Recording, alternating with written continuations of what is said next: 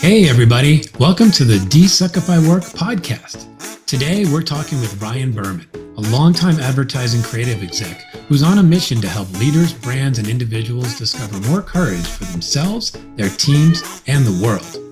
He has more than 20 years in the courageous idea space and has been featured in Entrepreneur, Fast Company, Inc., and Forbes. Ryan speaks about courage all over the country to executives, marketers, and more, including Google, Snapchat, and Charity Water. His book, Return on Courage, A Business Playbook for Change, is the foundation for the work he does, and we touch on a number of those topics during our conversation. We talk about fear and how to recognize it, understand what it's trying to tell you, and move through it with courage.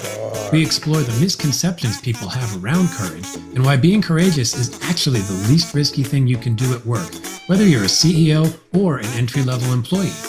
And we talk about a word that may not actually exist, but I absolutely love: figure it out ability. Full credit to Ryan for that one. Let's add a virtual TM in all mentions throughout the show. Hope you enjoy episode 2 of the DesuckifyWork Podcast.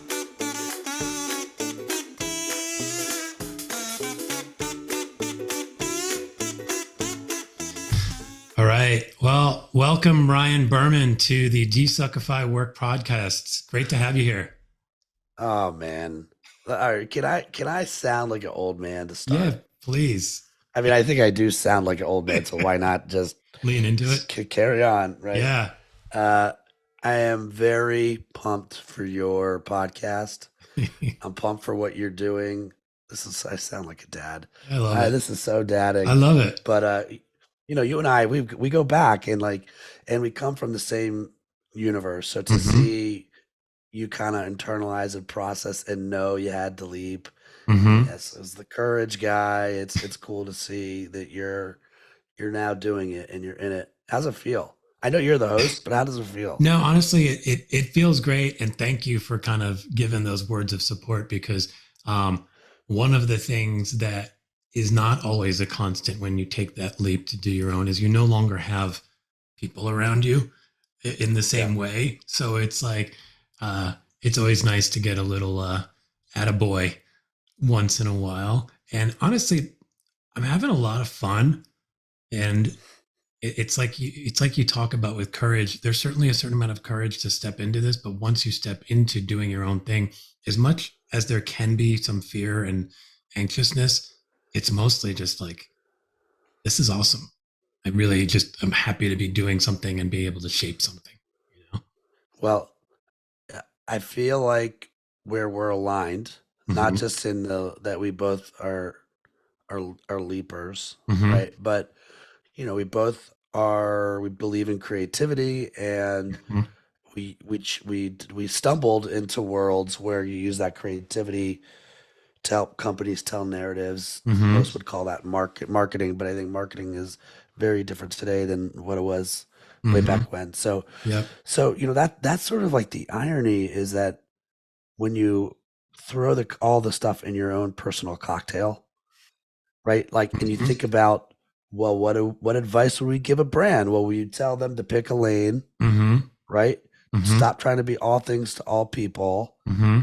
And then we go home, right? And like the next thing you know, we're afraid of pissing somebody off, so we try to be all things to all people. We got to keep the widest net possible because you just don't know who's going to pay you next. And I think as you're going to continue to learn, and for me, what year is it? I think I'm now 6 years in since I really left agency world, and there's still an agency component, but truly in the courage space where it's like, hey, courageous leadership is critical. Courageous ideas are like necessary. Courageous reinvention, all my stuff. Every day I'm doing that. And this is not a new idea for me, but I love that I'm telling the world who I'm not for as much as who I am for. Yeah. And every day is just designing that life of and so what a surprise that you and I still have a relationship because you're living it.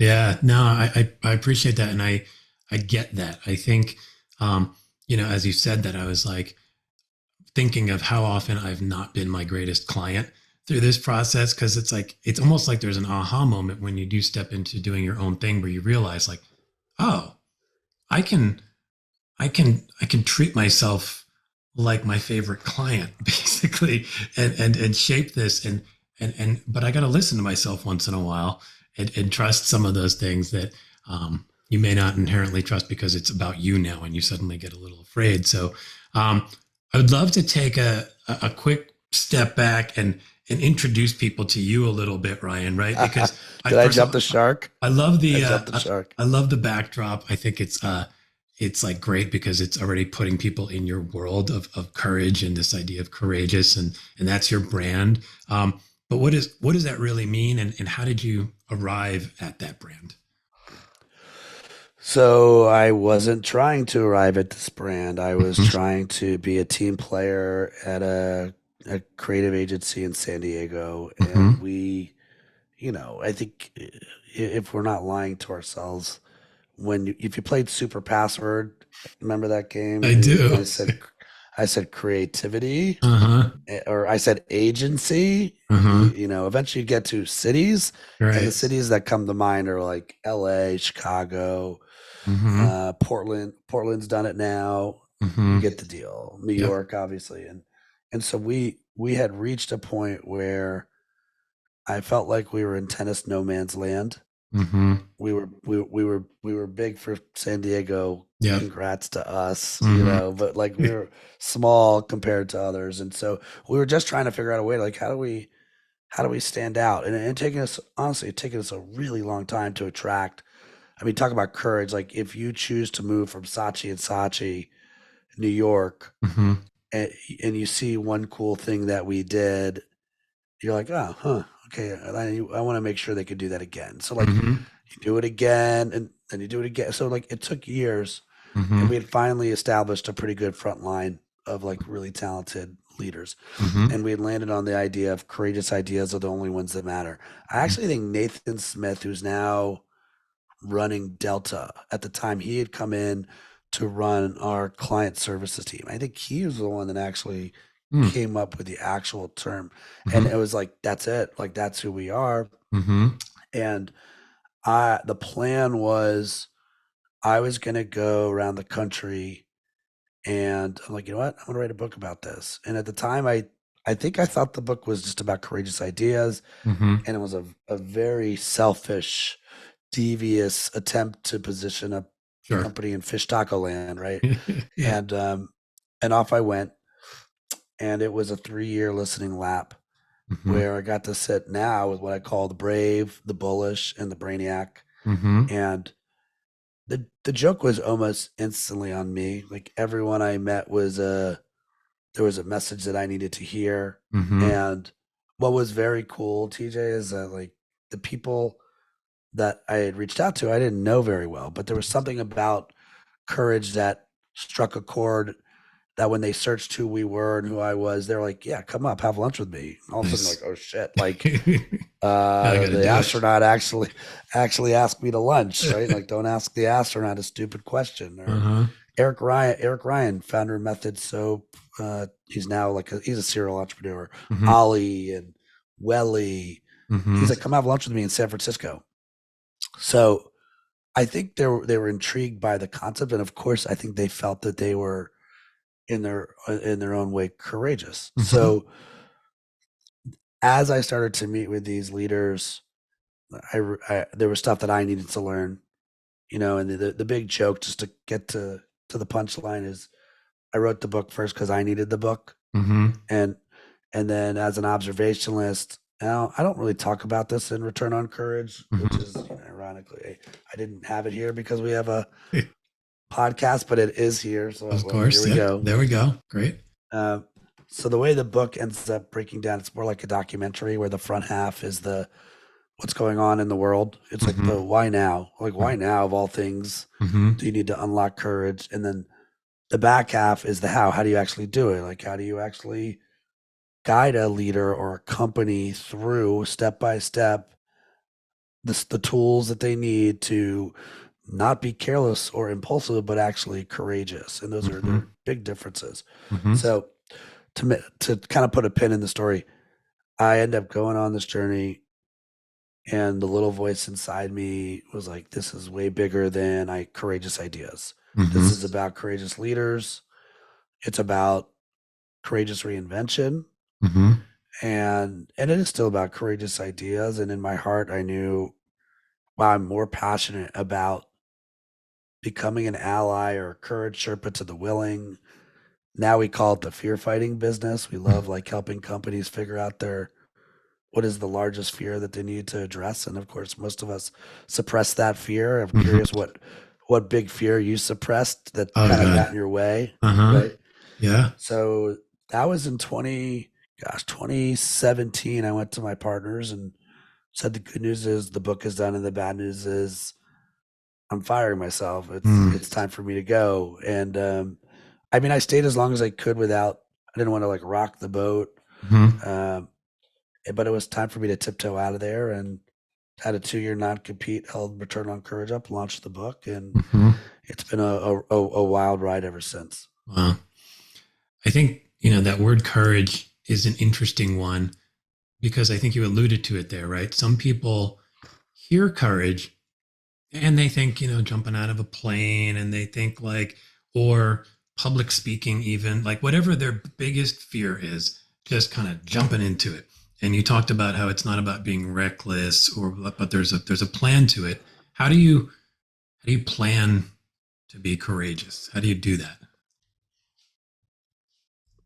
Yeah, and the early days of the book writing process, I had my own fears. Like, is this a monetizable idea? Like, do Mm-hmm. people need this? Or to your point, like so many people have the wrong idea of what courage is. And Mm-hmm. like you said, is it jumping out of a plane without a parachute or an Right. impulsive move Mm-hmm. or oh, that's courageous. Mm-hmm. How many times have you said that when you've seen something stupid? Well, that Yeah. was courageous. Exactly. And and the more the more that we studied it and talked to leaders that had done it, like one of my favorite was the guys that started and won. Mm-hmm. And he's like, you're totally right that it's hard, especially as a public company. Mm-hmm. When you're in it, it's like the short sighted. I mean, you've got a quarterly review with your board, right? You're Yep. just like, let me just get to the next Mm-hmm. review, and email is stacking up and the weeds of email are taking over. But Mm-hmm. if I actually put the business on pause, why did I get into this in the first place? That peripheral, slow cooked, bigger idea was the courageous one. And Mm-hmm. in some ways, it's almost helping them get back to that higher purpose. Like Yeah. and now today, if you pull the Ryan Berman string, I'll say, are you stuck? Mm-hmm. Are you scared? Are you stale? Are you safe? Are you playing it safe? And Mm-hmm. any of those four places is where you probably need to have a hard conversation with the team. It Mm-hmm. takes courage. Yeah.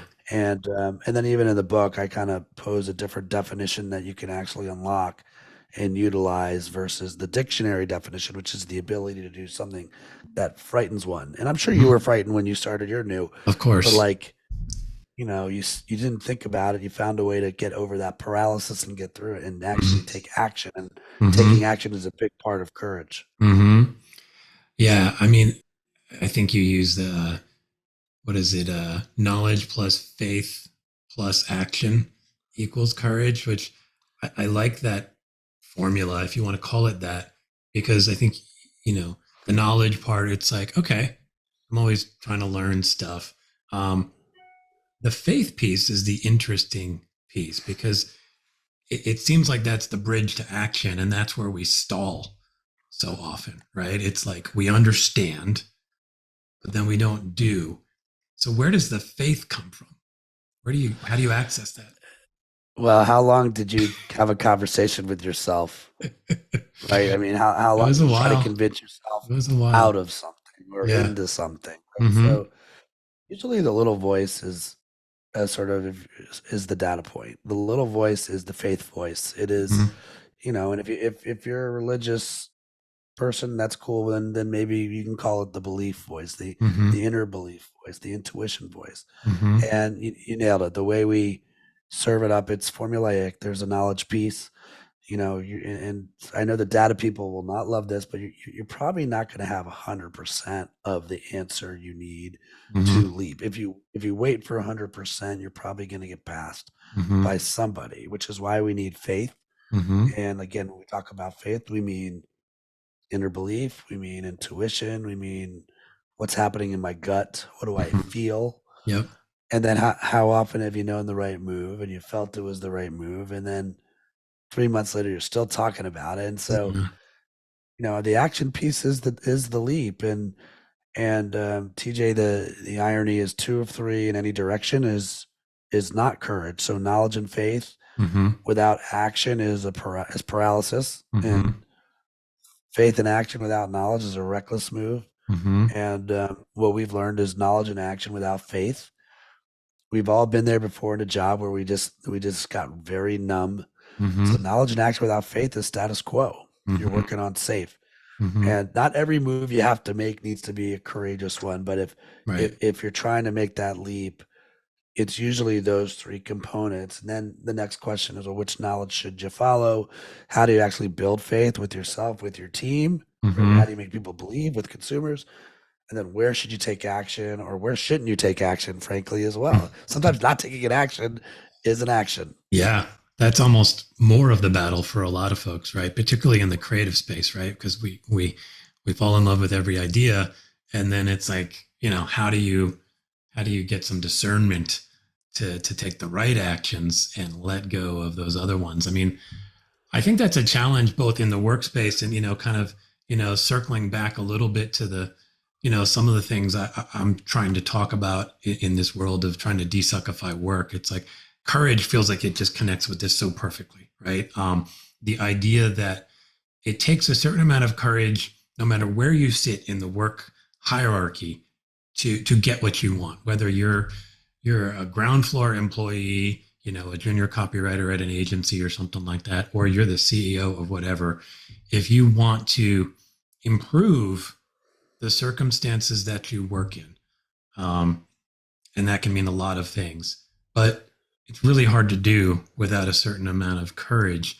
And I kind of looked at your trajectory of your career, and there were a few courageous moments around there, right? I mean, you were only in your 20s when you came out to San Diego to help start your first agency, right? What gave you the courage to do that?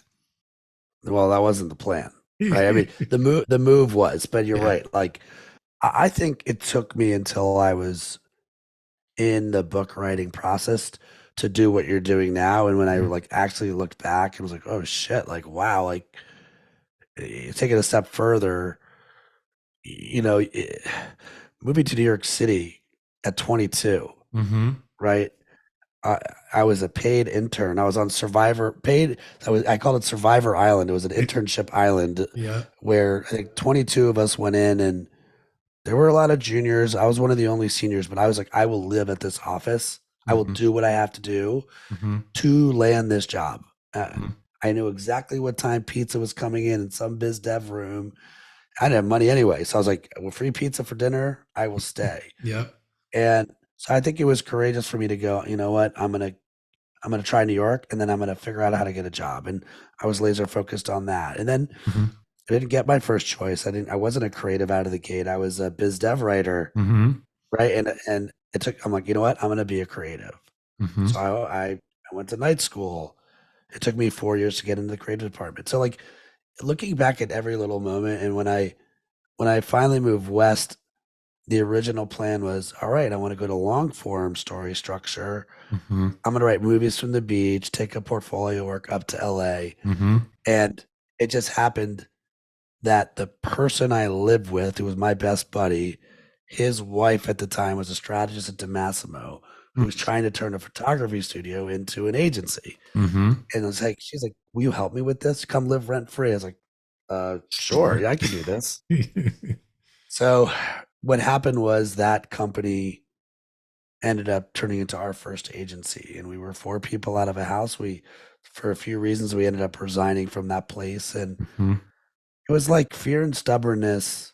And I didn't want to go back to New York with the tail between my legs. And so again, it's, there's a word I've used in some of my little weekly doses of courage is Mm-hmm. a made up word called figure it out ability. And it's I just, love it's it though. figure it out ability. You got to figure it Mm-hmm. out.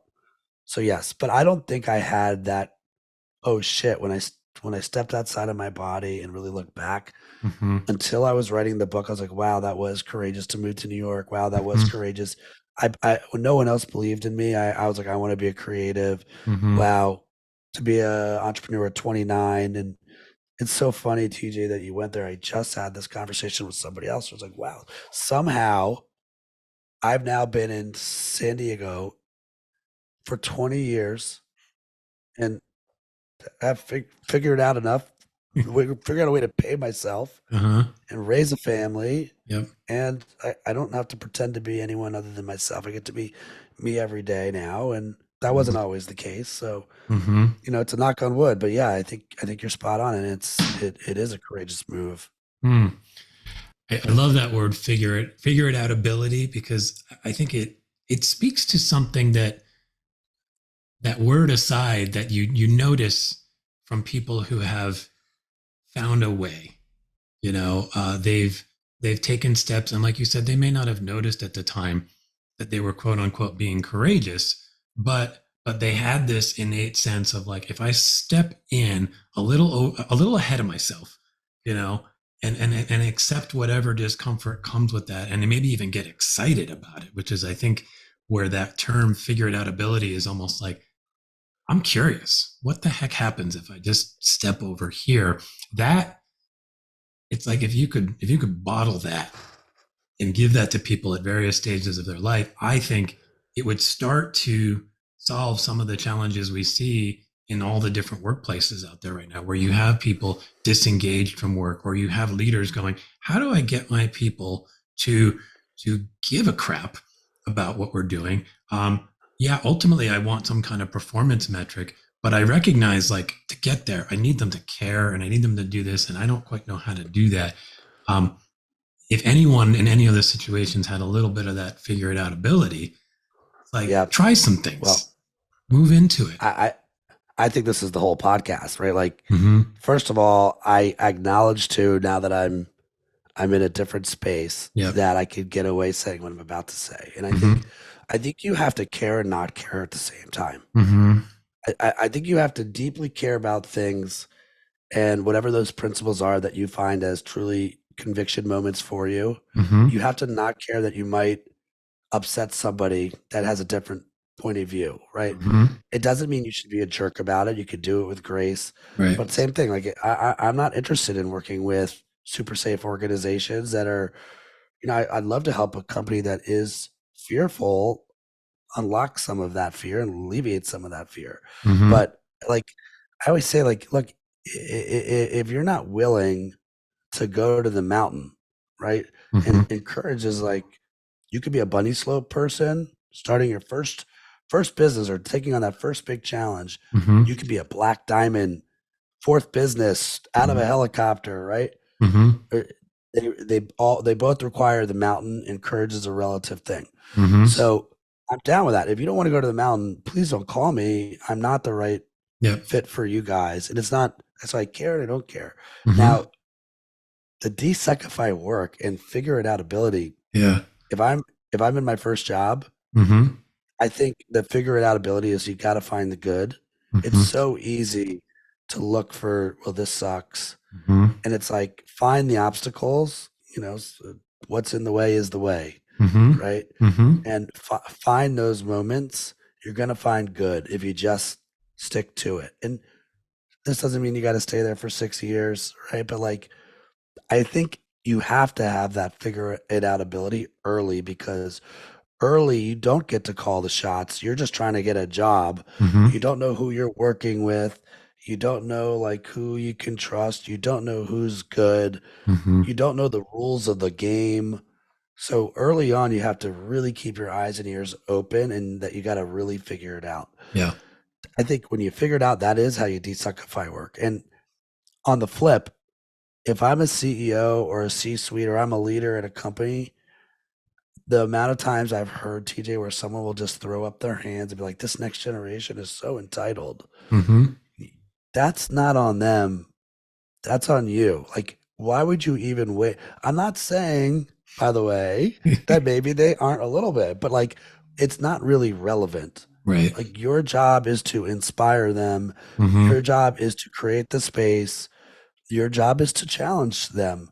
It's figure it out ability the other way. Like, okay, how do I get the most out of them? When I was 24, what did I want? Did you Mm-hmm. forget that feeling Yeah. and start to bridge that gap? And so it's why I like what you're doing with this podcast. I think a lot of people right now feel like, oh, this is not bueno. And if No. we can bring those sides closer together, everybody will win. Yeah, it reminds me.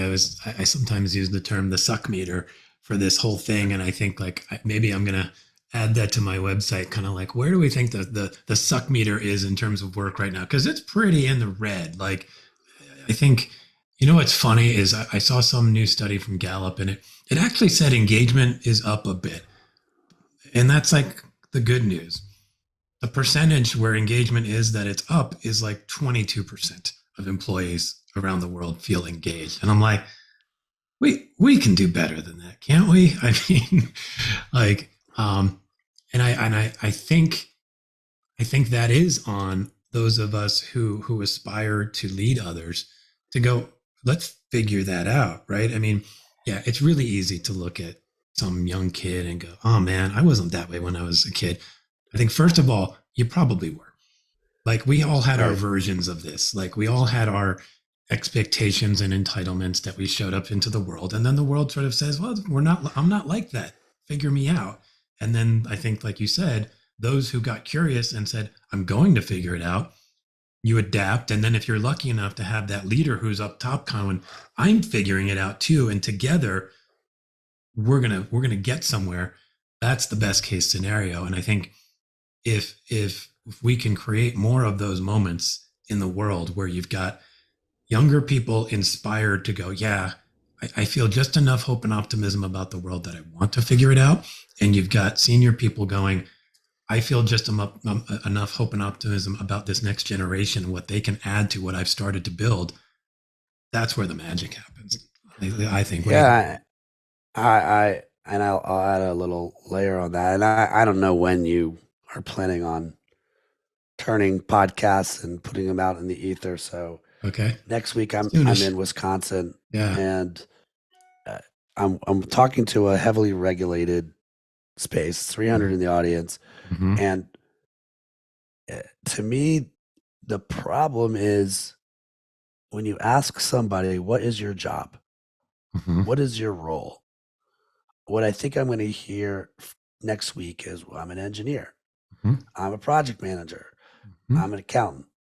I'm in finance." Yep. Right? Whatever they are, and I'm like,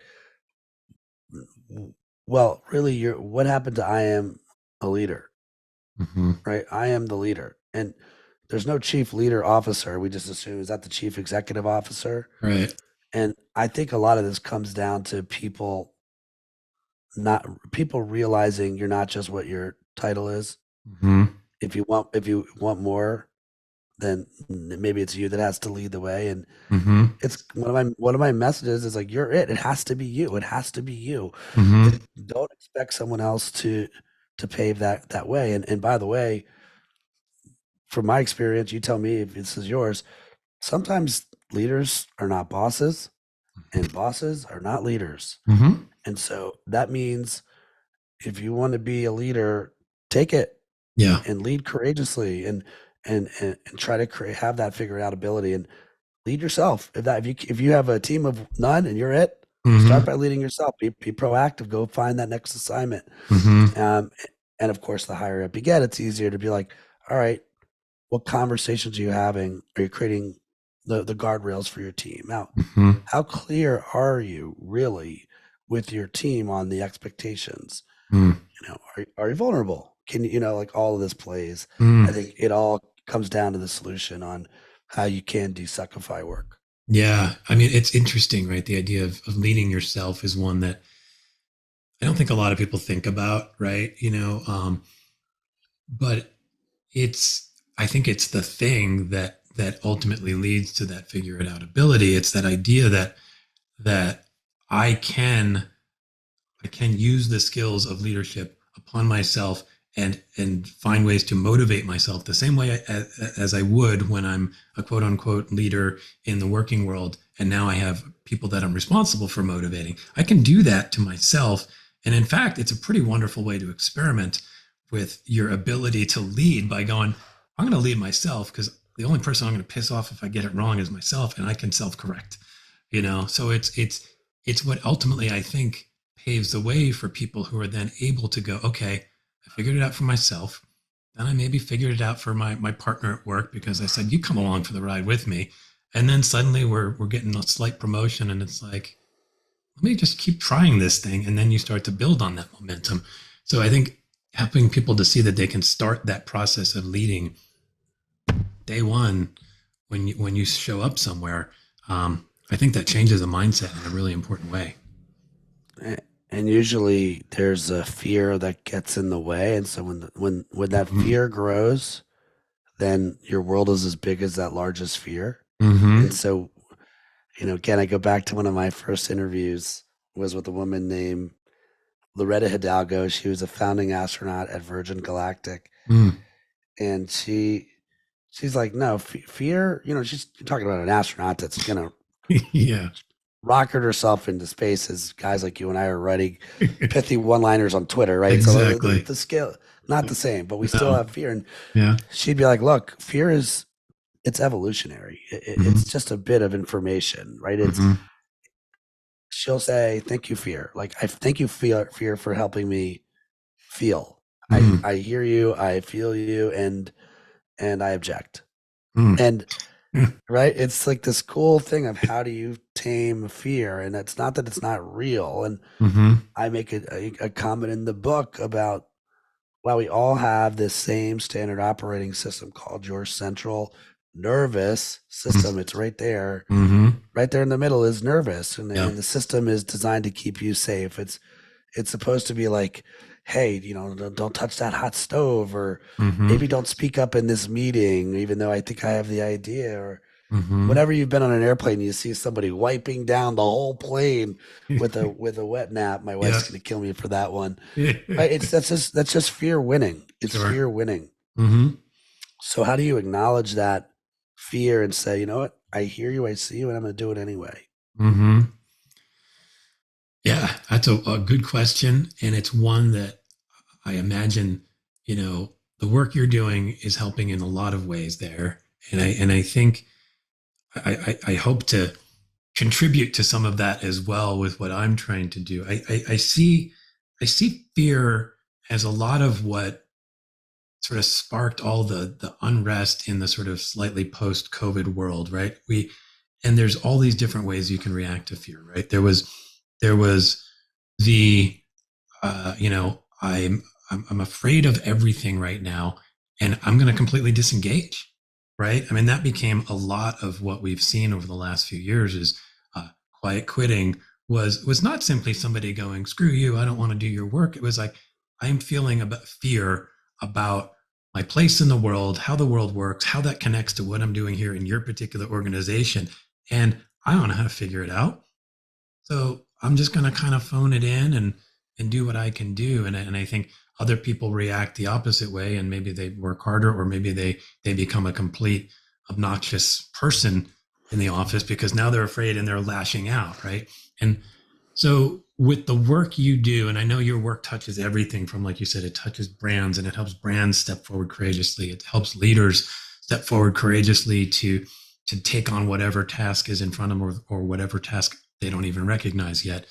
But for the simple, the individual who finds themselves at some stage in their career and they have some of this fear, I don't think I can just step out on that ledge a little bit more. I don't necessarily think I have that figure out ability inside of me. What would your advice be to that person to find a way to access the courage that they need? Well, it's a really good question. And I think it starts kind of where you started. Like, what about if they were your client? Right now they're your client. What would you tell them after listening to them. They're going to pay you and you're going to give them counsel and advice. Right? Suddenly, oh, wait, I can't have the hard conversation with myself. Right. Right. And so, I mean, really, like, even next week, I'm a sports guy. So what a surprise. I'll use a sports metaphor, but Yeah. I am a keynote like next week. I'm basically a first inning message, right? I am a permission slip. So you can have a hard conversation about change. And what's happened for a lot of people is they've allowed fear to win. And so when fear wins, right? Well, it's funny. I had someone else in the ad business who came on my podcast, and it was like, fear is very good at what it does. It's like you would hire fear. Absolutely. You would hire fear. Yeah. It's exceptional at what it does at its Yeah. job. And so I think you have to short circuit that fear. And I'm not a FOMO person, fear of missing out. I am a FOMP person, fear of missing fear. Like, what is the biggest fear that I need to like tame and understand, and I'm not suppressing it. So for me, I already know what it is. It's, this week happens to be Courage Week. We launched it for the first time, and it's all digital. It's an all digital event. We're putting out content all week, and we're just trying to help people get the tools and the framework and the words and the confidence to go do their jam and be themselves and go for it. Yeah. But I know that what I really want Courage Week to be is I met so many cool people like you, TJ, that are going for it. And it's like, we all need to know each other. Like, there's a bigger support network of people that it could be messy. You might not have all the answers, but you want to go for it. And maybe you're the thinker and the knowledge, faith, and action, and someone else is the feeler and someone else is the doer. So for me, my big fear right now is like, what's it going to take for me to make Courage Week a real event where I can bring all these people together and they can collide. Yeah, they can learn, but they can collide and like make magic together. Yeah. Oh, a long-winded way of saying, like, I still have fear, but I also believe in state it and create it. And the minute you state it and you put it in the ether, like, oh shit, now I got to do Courage Week. We just talked about it. Like, I have to make this event. I told TJ on his show that we're going to make it real. And so I think that's the second part. One, have the hard conversation with yourself. Two, 1B is acknowledge that there's a fear, and fear is not trying to hurt you. And then state it and create it. How are you going to shrink that fear down? How are you going to go through that fear? And I promise you that 95% of people won't go for it, which is why if you do, oh my gosh, massive competitive advantage. And usually we're happier, not the moment leading up to it, but the second it's done, you do feel happier for being courageous. There's so many benefits by just going for it. And how do you feel? I mean, I'm curious for you. Absolutely. I mean, it's funny that you talked about the state it and create it, because I literally did that for this podcast. It was like a month ago, maybe a little longer. I put a post out on LinkedIn and I said, I've been talking to myself and maybe not having the hard conversation with myself about doing a podcast for like 2 years. I'm like, I would love to do a podcast. And I finally just said, I'm tired of having that dumb conversation with myself. I need to create something different. And I just said, I'm launching a podcast, and I want all of you who see this, comment, whatever, to hold me accountable. And I got a bunch of people who said, I'm right there. I'm there for you. And it was like, that already was almost like I had done it. It was like, okay, like I was 3/4 of the way there just by doing that. And now it was like you said, well, now I have to do it. So if there was ever like, sometimes you wake up in the morning and you go, what the hell why did I commit to, that's stupid. It's like, oh, well, I've told 500 people about it. So now I have to do it. So there's that motivator. And then I did it. I was like, okay, now I had all these people. I'm like, all right, you're going to be my first guest. What do you think of that? And she was like, great, I want to do it. And then I was like, okay, what day? And then when I did it, I was like, oh, that's awesome. I actually like doing this. I don't just like, it's not just a thing that's abstract. It's now suddenly like, oh, I like doing this, and now I want to do more of it. And now I'm excited to create more of it. And I love all of that process you talked about, right? It's that initial, like, having the hard conversation with yourself, which it's funny because as someone who's now doing coaching for people, that's part of the work I do is to sort of encourage that. And yet sometimes I recognize in myself, I'm like, physician, heal thyself. It's like, I'm not holding myself to that same standard. So like, I need to do that more often. And then when you get to that place, you recognize the fear, you maybe listen a little bit. What's that fear telling me? I kind of loved that line from the astronaut where she just said, I hear you, I understand you, and I object. And like, just such a wonderful way of like just popping the balloon of that fear to just go like, you're not going to control me. And then you do go, okay, no, state it, create it. And I think the other piece you mentioned there that was like really neat about this Courage Week is community, right? I mean, it kind of connects with the state it and create it idea, but it's the support, it's the collision, it's the, I don't necessarily have to be all of it. Like you said, maybe I'm the knowledge guy, maybe I'm the faith woman, maybe I'm the whatever. And when you have community to connect and collide with, the possibilities of others filling in those gaps for you and becoming something greater, I don't know. I see a lot of potential in what you're doing there, to the point where I will be shocked if it doesn't become more than what you think it can be. Well, I love hearing that, and it's good for me to hear that. Mm-hmm. But where I also went was, when you have the right lead story that Mm-hmm. people opt in on, Mm-hmm. suddenly the figure it out ability is shared by others. Yeah. So, I not surprising, I talk a lot about Patagonia. Mm-hmm. And if you think about like going to get a new job, Mm-hmm. I mean, it's basically dating. It might as well be like you're on Match.com for work, right? Mm-hmm. And they put up their profile, and their profile exists of like an ad, and like maybe there was a Facebook post, or maybe a headhunter told you about it, right? But that's their profile. Yep. And it's kind of like, I hope this is I hope this was going to work. I want to, they look pretty to me, and let's see what happens. And you go on a date, and it's like, I think that was we had coffee date. It was great. Yeah. This shit doesn't happen, I don't think, at Patagonia. Like, Patagonia is like, do you want to save the world? You want to save our planet? No, you want to, that's fine. Find somebody else. Like, this is what I mean by the way to desuckify work starts with like, have you clearly stated what you will not like give up on, like what you're absolutely obsessed on. I think there's like a Joe Montana quote where he said, "Are you willing to die for it?" Okay, now that's heavy. All right, I get it, Joe. Yeah. But like, as you think about your mission now, your missions, and my mission to like, the world needs more courage, and I want to be part of that. And we talk about fight fear, right? Create change and take action, right?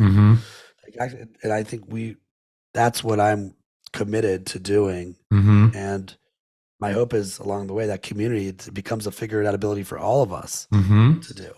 So. Yeah, I'm bought in for sure. I think like I'm actually I've signed up for your Friday conversation, so I'm gonna be there for that. And I think there's something about the shared energy of people who are at least trying to step into that 5%, like you talk about. Like, there's 5% of people who are generally, able to kind of step into that slight place of fear and have some of that courage. And I think the more we can encourage people to see that that's open to you, like, it's there for you. And you have, coming back to, it's on you. Like, you have the ability to do that. And there are people who are ready to support you in that. You're not alone, but you do have to take that initial step and the initial ownership. As we talk about that and this idea of desuckifying work and how I can, I'm trying to help move people into that space with all the work you're doing on courage. Do you feel optimistic about the world of work and where it can go in the future? There's a lot happening here. I mean, where's your head at in that space? Oh, I mean, I think it's important to acknowledge that my number one personal core value is optimism. Mm-hmm. So this will be through the lens of that. Yep. Of course, Mm-hmm. of course, Yeah. and it, it's it is a little bit on me, right? Too, to be like, I want to be part of your solution, Mm-hmm. right? I keep coming back to, like, every time I do my own. So I have a manifesto, and I've got, like, Mm-hmm. my own purpose statement, and Yep. I have it right here, so it's not memorized, but I look at it every day, and Yeah. here are the first four lines of it. So Mm-hmm. I aspire to be a trusted confidant, a Mm-hmm. fear fighter, and courage Sherpa to the willing, Mm-hmm. a practitioner who helps others get unstuck, a good listener, a problem slayer, and a friend. Mm. And I'll give you the one more line.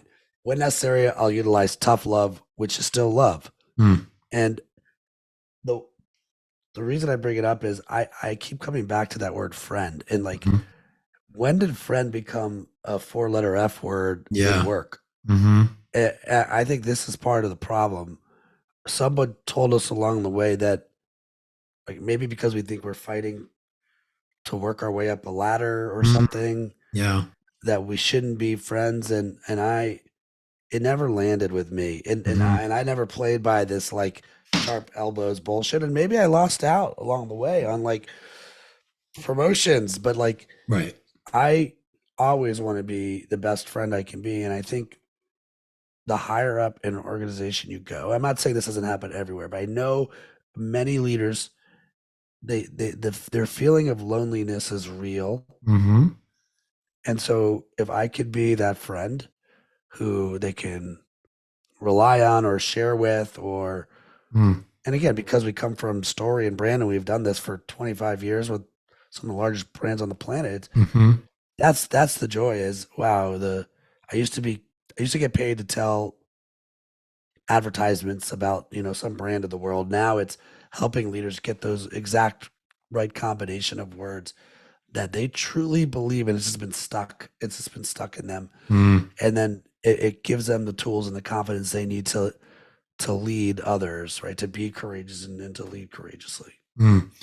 It's interesting. The idea of friendship in work, I think there's perhaps a misunderstanding of what a true friend is there, right? Because people will say, I can't be friends with you because I need to be able to be honest. I might even need to fire you, and it's like, you should be able to do that with a friend. Meaning you should be able to have the honest, hard conversations with a friend and tell them when they're absolutely not living up to what you need from them right now, and vice versa. Obviously, be comfortable telling them when they're completely going above and beyond. Um, that's true friendship, and I think you can bring that same spirit into the workplace. So I think we think friendship means I've got to just always be nice, and it's not nice. It's just honest, kind, like you said, do things with grace, but there's still room for truth in there. Yeah, show up. Right. This is Mm-hmm. why I like the Mm-hmm. tough love is still love. Like, tough, Yeah. you're an asshole. Yeah. Right, right, right. But tough love is like, hey, Yeah.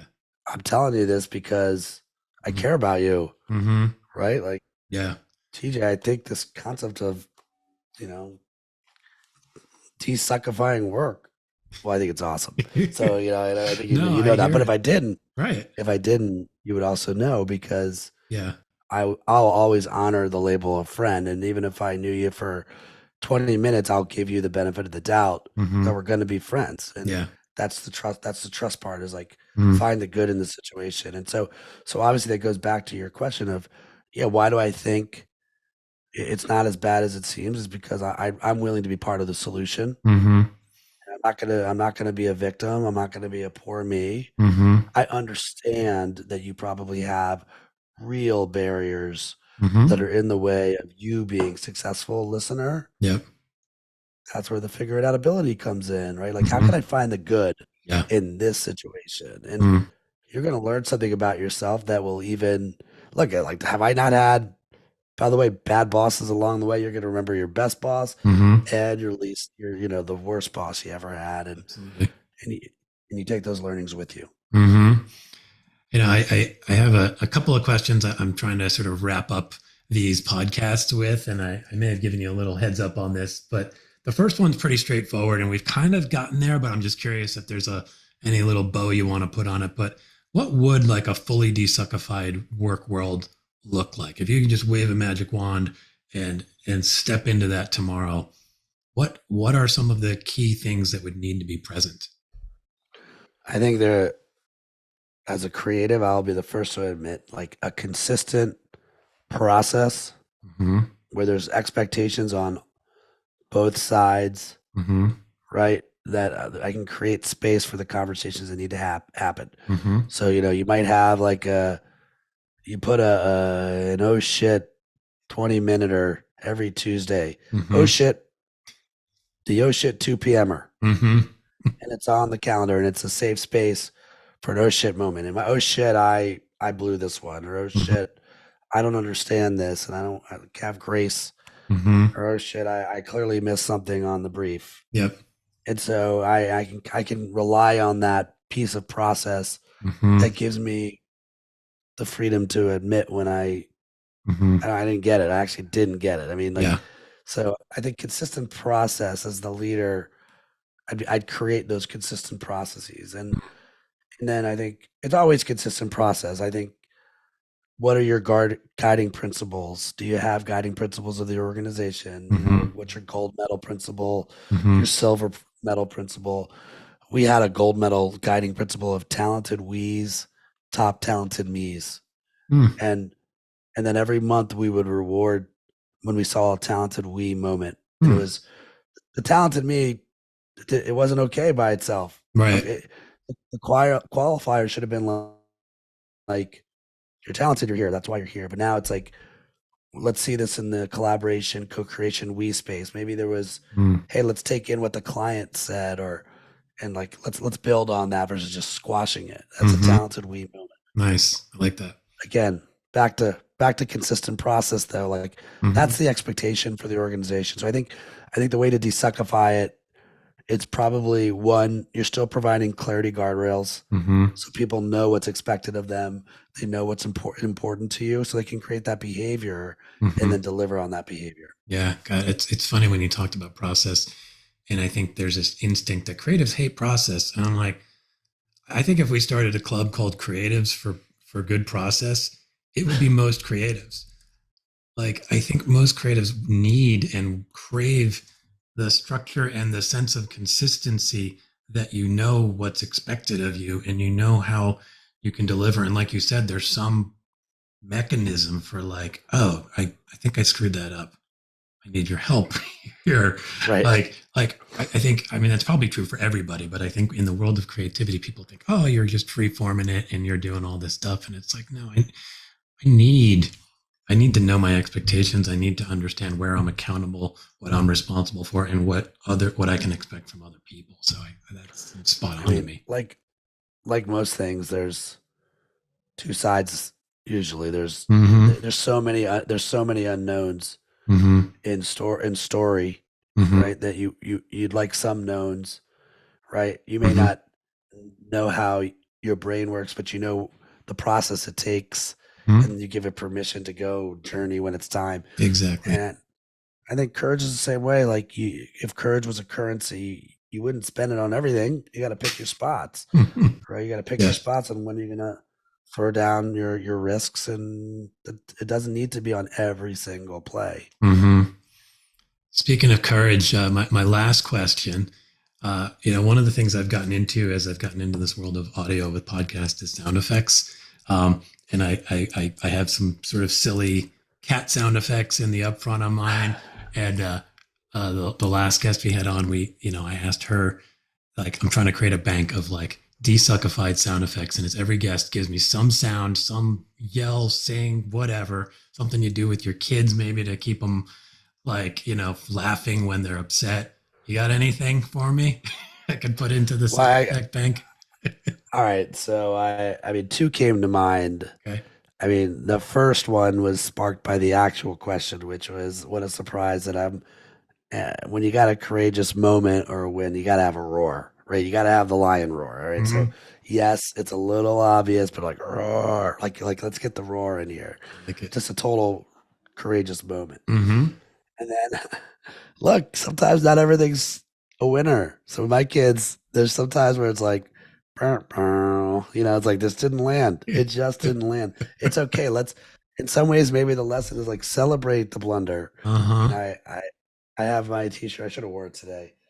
I'm not a fake it till you make it guy, but I am a mistake it till you make it. So like, we make mistakes. Yeah. Like, don't crush yourself over it. What did you learn from the mistake? Yeah. Try not to make the mistake again, Mm-hmm. and move forward. Figure it out ability. I love that distinction, right? It's like, because people talk about fake it till you make it, and there's some part of it where you're like, okay, I sort of get like, just figure it out is in there, but mistake it till you make it is so much more pointed, because it means I'm not putting on some kind of a front. It's like, I'm trying, but I have this much understanding right now, so I'm going to try with this much understanding. Oh, get smacked in the head. Now I have this much understanding. Oh, get smacked in the head. And it grows. And it keeps happening. And so I love that. Mistake it till you make it.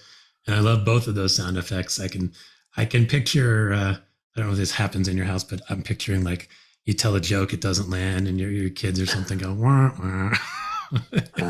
And my daughter will go, Dad. Yeah. And I'm like, of course. Okay, I got it.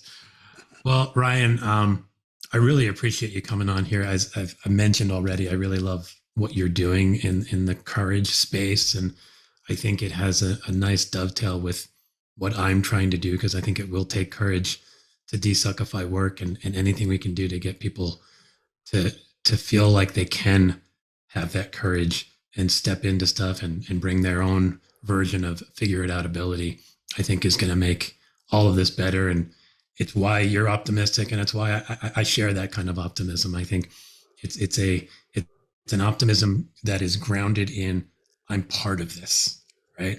Yes. I need to do my part, do your part. We collide with others who are doing their part, and it's going to happen. There's a level of peace when you figure out, like, okay, it's not solved. Yep. Let's go attack it and start chopping wood, and you're doing it. Yeah. And thanks for so much for having me on the show. And you've got an ally, and I'll support you on your fight, your mission. Yeah. And I agree with it. Yeah. Let's do it together. Awesome. I appreciate that, Ryan. Well, have a good one, and we'll talk to you soon. Bye-bye. Thanks, CJ.